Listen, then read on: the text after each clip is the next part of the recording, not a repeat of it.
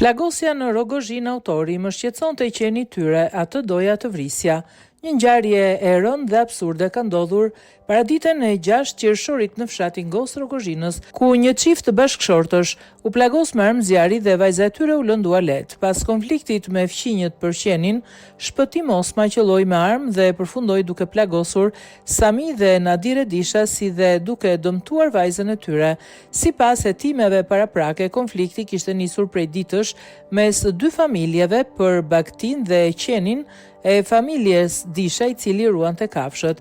Gjatë një përplasje të ashpër mes palëve, Osma është ndier i rrezikuar nga qeni dhe ka deklaruar në polici se doja të qelloja qenin, jo njerëzit, por plumbat goditën 3 pjesëtar të familjes, duke shkaktuar plagë të rënda. Megjithatë, të gjithë ndodhen jashtë rrezikut për jetën.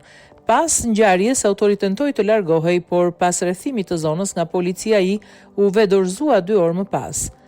Policia ka arrestuar në flagrancë dhe po heton për zbardhjen e plotë të kësaj ngjarje të pazakontë që u shkaktua, siç thuhet në dëshmi, nga një qen që shqetësonte fqinjët.